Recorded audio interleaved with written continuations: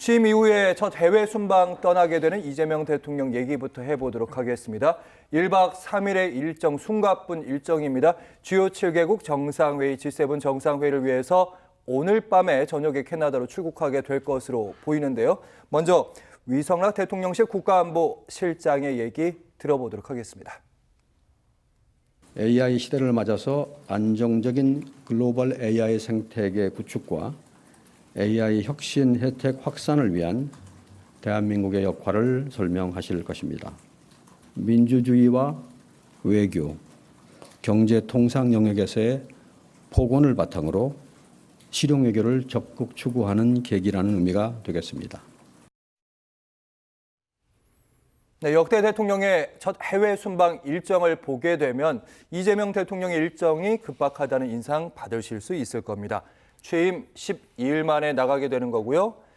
다른 전임 대통령들 대체로 이제 50일 만에 나가게 됐습니다. 김성환 평론가님, 준비 기간이 좀 짧아가지고 걱정도 많이 되는데 G7 강대국 7개 나라 안 갈 수가 없는 자리잖아요. 네.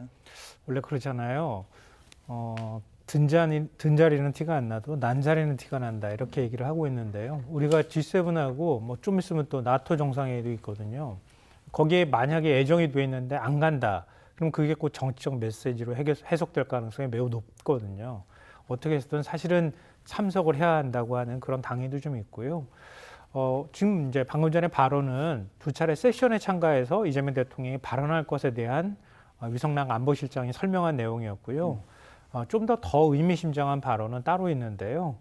그러니까 G7 정상회의 참석은 민주 한국이 돌아왔다는 메시지를 국제사회에 알리는 첫 국제 무대가 될 것이다. 이게 위성락 안보실장의 설명이었어요. 그러니까 윤석열 정권 들어서 국제 외교가 있었나 하는 생각을 저는 개인적으로 하거든요. 왜냐하면 윤 전 대통령이 취임 이후 넉 달 만에 뉴욕 유엔 총회에 참석했잖아요. 그때 바로 바이든 날리면 발언이 나왔던 48초 바이든 대통령하고 만남이 있었고요. 뭐 만남이라고 보기도 어려운 자리였었죠. 그리고 기시다 총리하고 만났는데 30분 동안 만났지만 직접 찾아가가지고 만나서 그것도 일본에서는 간담회라고 하는데 우리는 회담이라고 또 바득바득 우기는 일까지 벌어졌거든요. 거의 외교 참사였습니다. 그거 말고도 뭐 엑스포 문제부터 시작해서 얼마나 많은 일들이 있었습니까?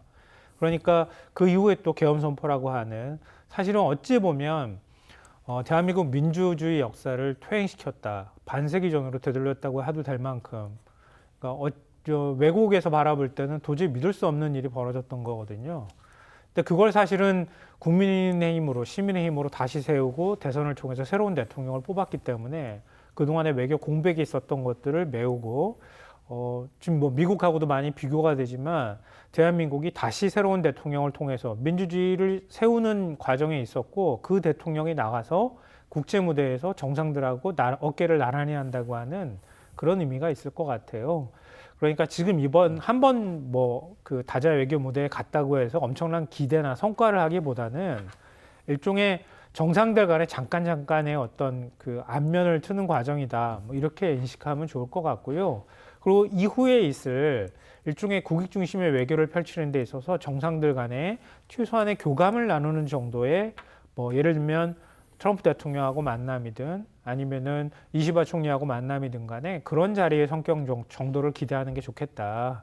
그 이후에 구체적인 성과들은 차츰차츰 해결해 나가면서 만들어가는 게 좋지 않을까 이렇게 생각합니다. 저술에 배부르지 말자는 말씀으로 들렸고요.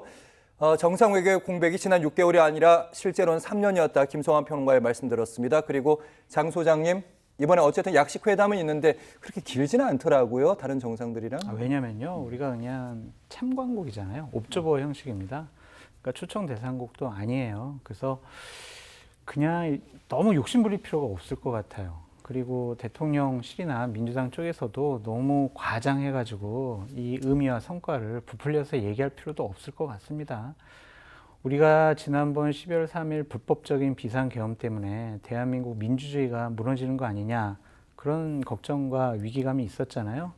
어쨌든 대한민국의 시스템과 국민들의 현명한 선택으로 정권 교체가 평화롭게 된 상황 아닙니까? 대한민국은 민주주의 국가다. 그 시스템은 정상적으로 작동을 하고 있다. 대한민국 국민의 위대함은 대한민국의 시스템을 지키고 유지하는 데 중요한 원천이다. 그의 대표가 이재명 대통령이다. 이러한 인식만 줘도 상당히 외교적인 성과가 있는 것이 아니냐라는 좀 생각이 들고요. 어쨌든 이재명 대통령께서 에너지 분야와 안보 분야의 섹션에서 또 주제 발표하시게 되어 있잖아요. 이러면서 본인 이름도 알리시고 또 G7 주요 국가들과 안면 익히고 좀 우정을 나누는 그 정도 수준만으로도 상당히 외교적인 성과가 있지, 여기서 막 양자회담 했네 안 했네 해가지고 통상 문제 얘기했네 안 했네, 뭐 안보 문제 얘기했네 안 했네, 이것까지 우리가 바라는 것은 좀 무리가 있어 보인다라는 생각이 들고요. 1박 3일 참 힘든 일정이거든요. 건강하게 잘 다녀오시라, 그렇게 말씀드립니다.